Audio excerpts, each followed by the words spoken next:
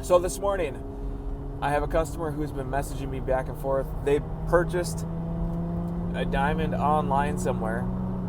They have a ring with, I think, a cubic zirconia in it currently. It's a gold ring. They want to remove the cubic zirconia and put in the, I think it's a lab-grown diamond that they purchased somewhere online. So that's what I'm going to do. I told them a couple hours, and it looks like we're going to do a trade for my labor. They're going to trade me some gold. So I am open to that. I do that with people actually fairly often. I'll trade labor for gold or silver because I can use it for other projects. Welcome back to the studio. Today we're taking this ring. It has a cubic zirconia in it.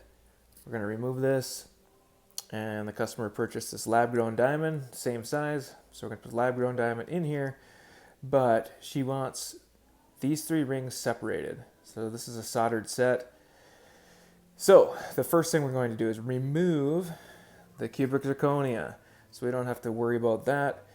And then we're going to remove the bands, and we'll reset the diamond and polish everything up. So let's get the party started by first removing the diamond. So I'm using this pliers. Actually, I have a different one. Now this is a pliers I modified with kind of a beak on it, so that allows me to get in front of the prong and pull it back. So we'll just grab each prong individually. We're going to move them as little as possible while still being able to pull this cubic zirconia out, because we have to reuse these prongs in this crown. We're going to make sure that the crown is nice and strong and we're not causing any damage. So we're just going to slowly pull these up with as little movement as we can and still be able to get the gem out. But there we go. It's loose but not out, so I have to keep working at it. I'll go around and just do a little bit more.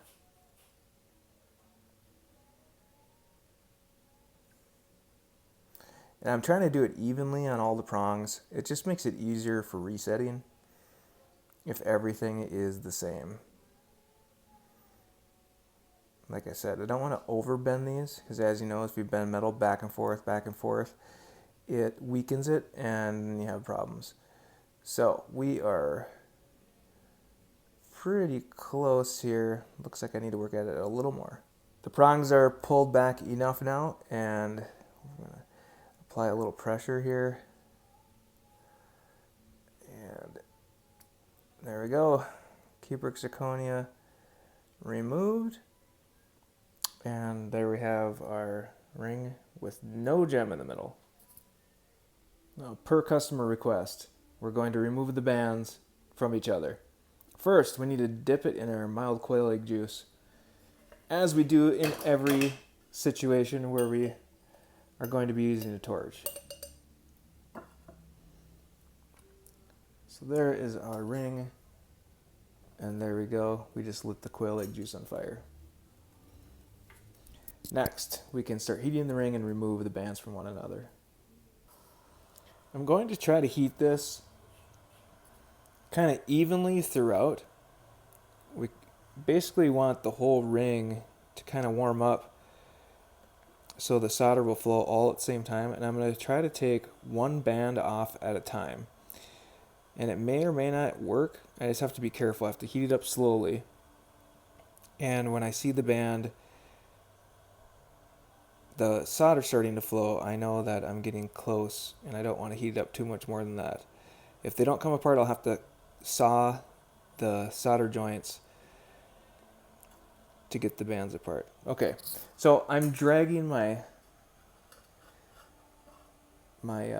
tweezers as we go, so let me readjust.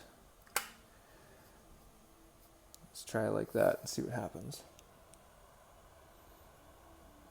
Because I have to get the heat on here, and I have to apply pressure, but I don't want to be pulling so hard that I'm moving the entire assembly. There we go. Check it out, guys. One came off.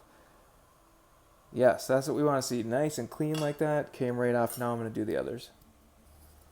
All right, that was successful. So let's have another go. I flipped this around. Now I'm going to do the other wedding band. So I'll grab the bottom like I did prior. I'm going to heat up these two rings. And hopefully we'll get the same result where it comes off nice and easy.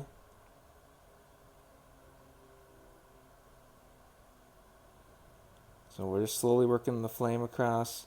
You don't want to heat up any one spot too much. And there it started to come. See how it's separating? We just have this little section right here.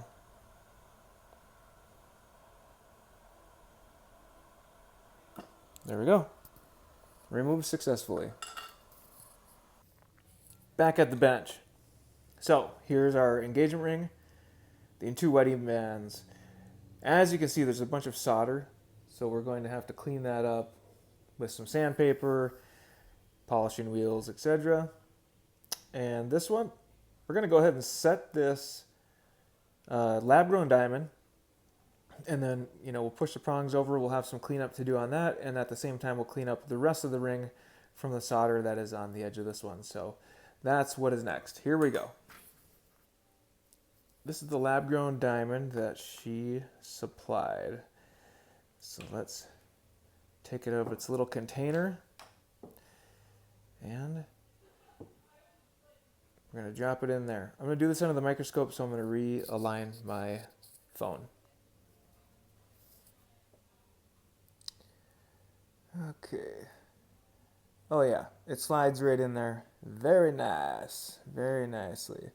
So now we just have to push the prongs over. I say just have to. There's a special way of doing it. And we're going to be taking extra caution to make sure all the prongs look great while we do it. But at least it fits in there nicely. And we won't have to worry about readjusting the crown. We can simply just start pushing our prongs over. So I squeeze the prongs together slightly, and I got it so it'll stay. Now I'm going to push the prongs down. On the diamond, we do opposites. So we push one down, pull it over, push the other one down. This is a 6-prong crown, which is what I would recommend, guys. If you need an engagement ring, first of all, come see me or shoot me a message somehow through YouTube. Find my website, which is on my channel. If you want an engagement ring, contact me. And please don't do 4 prongs. Always 6. Or in my case, what I like to do with all of the jewelry I create for my own line of stuff is a bezel or channel setting or flush setting. That way there are no prongs. And I don't do it for all of my pieces because I do a lot of custom. So sometimes people, they want prongs, and I'll do that. But if I'm going to create something just for, my own designs, it never has prongs. They always wear out eventually. So these are channel set. Those are going to last a very long time. And if this was bezel set, it would, this will last a long time, don't get me wrong. But I'm always repairing people's prongs. All right, our diamond is tight. So if I put my tweezers on here, try to move it, I can't move it, I can't turn it. That means it's nice and tight. All the prongs are pushed down. We're going to clean them up. Oh, look at my hairy knuckles. Do you guys have hairy knuckles? Should I shave them? What do you think? Is hair okay? I suppose not on your palms, right? But anyways, so I am going to proceed to check all of these little diamonds and all of those little diamonds, make sure they're nice and tight, and then we'll start finishing this ring. There were 7 little diamonds that were loose. So I have this reciprocating handpiece. I'll show you how it works. Push the foot pedal, and it goes in and out like this, like a hammer, and pounds the gold. It moves it over the edge of the diamond so they tighten up. And that's the way to tighten them in a channel setting. There are other ways to tighten them, but that's how I feel is the proper way to do it. So now let's get finishing. The first thing I'll do, since I have a microscope set up, is go through and clean up all the prongs. I'll use my blue rubber wheel, and we'll clean up the prongs from the tool marks, and then from there we'll switch to a file and then sandpaper for the rest of the ring. I'll do that as well on the other ones. So first, let's get these prongs all cleaned up.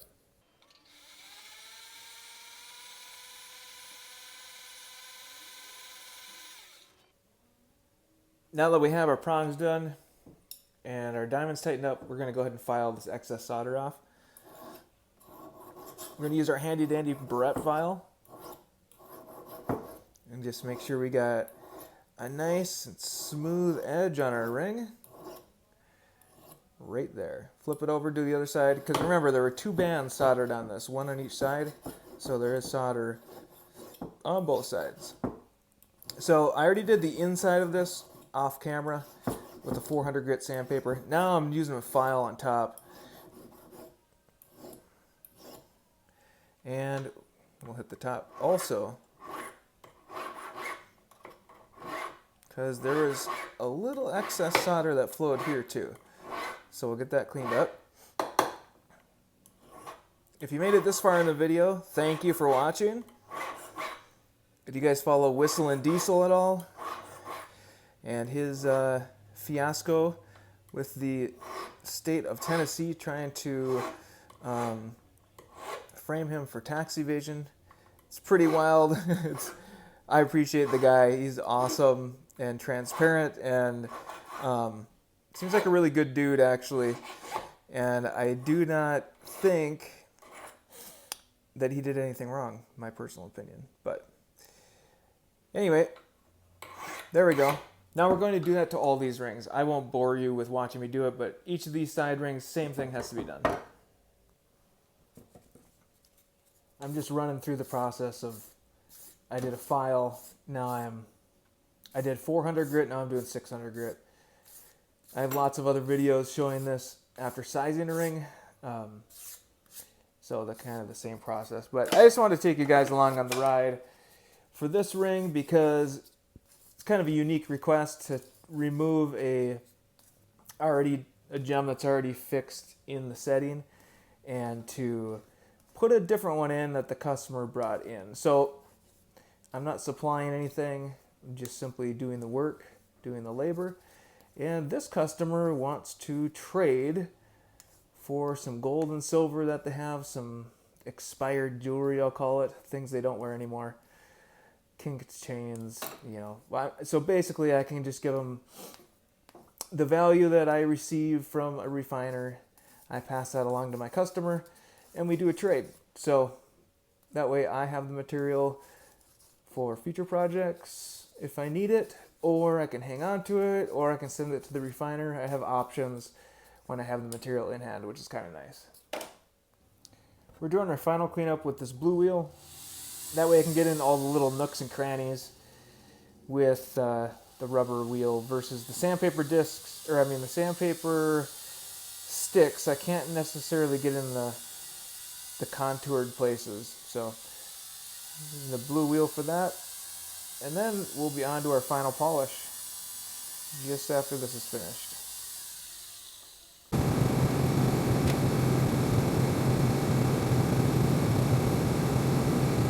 My customer was nice enough to send me these short video clips. Here's the ring all finished up. Obviously the rings aren't soldered together anymore. She's just holding them together. But we have the new center diamond in there. All the side diamonds are tightened up. And she was just amazed at how well it turned out and how great they looked.